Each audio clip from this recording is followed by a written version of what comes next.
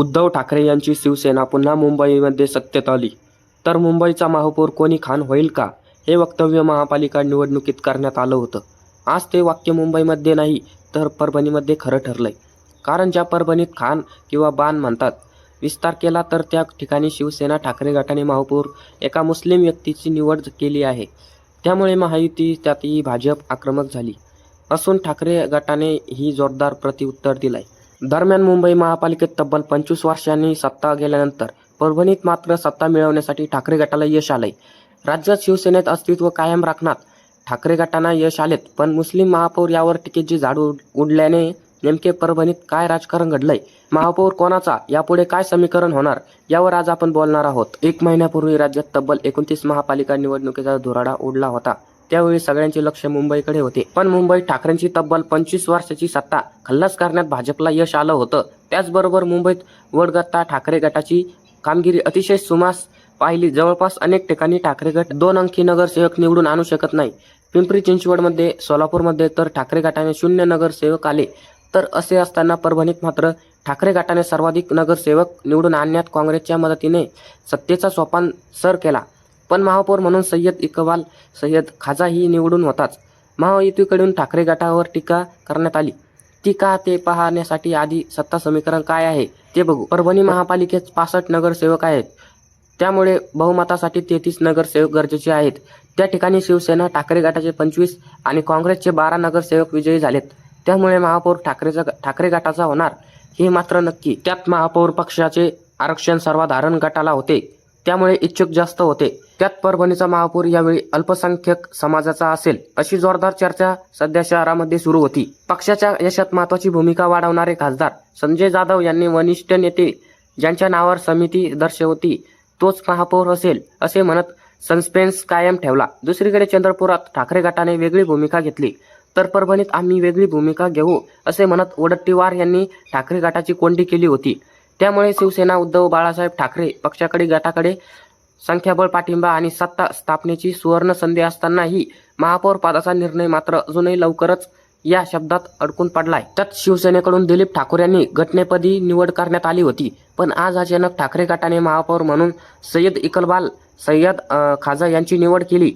महापौर निवडीवेळी ठाकरे गटाच्या सय्यद इक्बाल, सय्यद खाजा यांनी 39 तर त्यांच्या विरोधात भारतीय जनता पक्षाचे उमेदवार तिरुमाला खिल्लारे यांनी 26 मते मिळाली.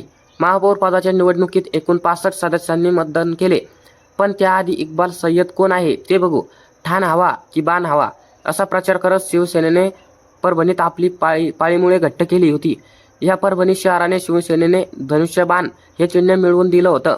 आज ते चिन्ह निवडणूक आयोगाने पक्षफुटीनंतर शिंदे गटाला दिले. पण हिंदुत्ववादी शिवसेनेला ओळख मिळवून देणाऱ्या शिवसेनेने परभणीत मुस्लिम महापौर बसवण्याची धाडसी निर्णय घेतला. कोणताही अनुभव पाठीशी नसताना राजकारणात नक्की असलेल्या सय्यद इक्बाल यांना थेट महापौरपदी बसून सर्वसामान्यांना नेता करण्याची परंपरा ठाकरे सेने अबाधित ठेवली. पण त्यामुळे उठलेले टिचके मोहोळ थांबवता कसं लागणार? त्या परभणीत ठाकरे गटाच्या निवडून आलेल्या 25 नगरसेवकांपैकी तब्बल 13 मुस्लिम आमदार निवडून आले होते. त्यामुळे मुस्लिम महापौर होणार अशी चर्चा सध्या सुरू होती. पण सय्यद इक्बाल यांना कोणताही राजकीय वारसा नाही. त्यांच्या घरातून आतापर्यंत कोणी राजकारणात सक्रिय नाही. 2 महिन्यापूर्वीच त्यांनी शिवसेना उद्धव बाळासाहेब ठाकरे पक्षामध्ये प्रवेश केला होता. सय्यद इक्बाल यांचे मोठे भाऊ कंत्राटदार आहेत. व्यवसायात त्यांनी उत्तम जम बसवलाय. शिवसेनेचे तिकीट देण्याची तयारी दर्शवल्यानंतर सय्यद इक्बाल यांनी राजकारणामध्ये एंट्री झाली. इक्बाल हे अतिशय स्वच्छ प्रतिमेचे आहेत. त्यांनी प्रचार काळातही हिंदू मुस्लिम अशा वादाला बगल देत प्रचार केला होता. यंदा परभणीत खासदार संजय उर्फ बंडू जाधव यांनी आमदार राहुल पाटील यांनी सर्व मतभेद विसरून महापालिका पूर्ण ताकद लावली. मुंबई भाजप अध्यक्ष उमेश साठम यांच्या आमदार चित्रा वाघ यांनी ठाकरेंवर टीका केली. मुंबईत खानाला महापौर बसवण्याचे स्वप्न भंगले म्हणून परभणीला हिरवा रंग दिला असा सवाल चित्रा वाघ यांनी विचारला.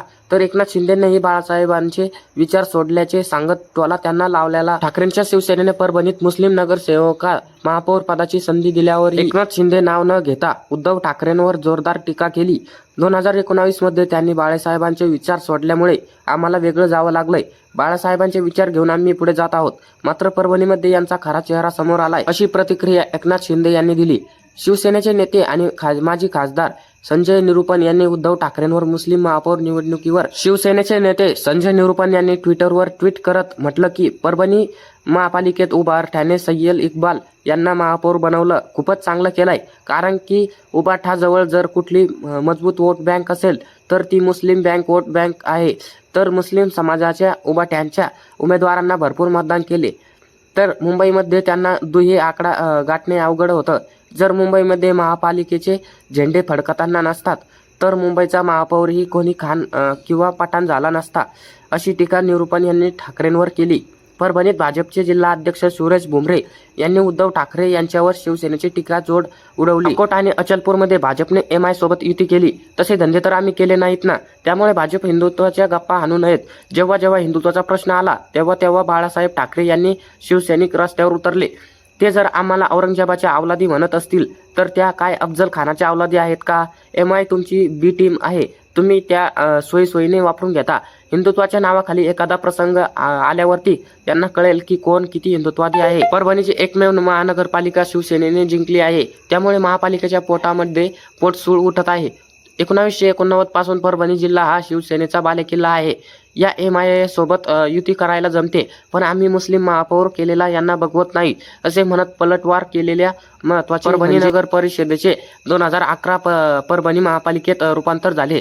त्यावेळेस तत्कालीन राष्ट्रवादीची सत्ता होती, त्यानंतर काँग्रेसची सत्ता आली. अगोदर नगर परिषद असताना ही केवळ 2007ला झालेल्या थेट नगराध्यक्ष पदाच्या निवडणुकी गजानन डोहळ हे शिवसेनेचे नगराध्यक्ष झाले. त्यानंतर आता 19 वर्षानंतर परभणी महापालिकेवर शिवसेनेचा भगवा फडकला. ज्या मुस्लिम मतांनी भीती दाखवत शिवसेनेचे परभणीवर खान हवा की बाण हवा असा प्रचार केला, त्यात शिवसेनेचे आता महापौरपदी मुस्लिम समाजाला प्रतिनिधित्व देऊन आपल्या राजकीय पवित्रा पूर्णपणे बदलला आहे. याविषयी तुम्हाला काय वाटतं कमेंट करून नक्की सांगा. आणि असेच व्हिडिओ बघण्यासाठी आपल्या महाराष्ट्राची बातमी या YouTube चॅनलला सबस्क्राईब करायला विसरू नका. धन्यवाद.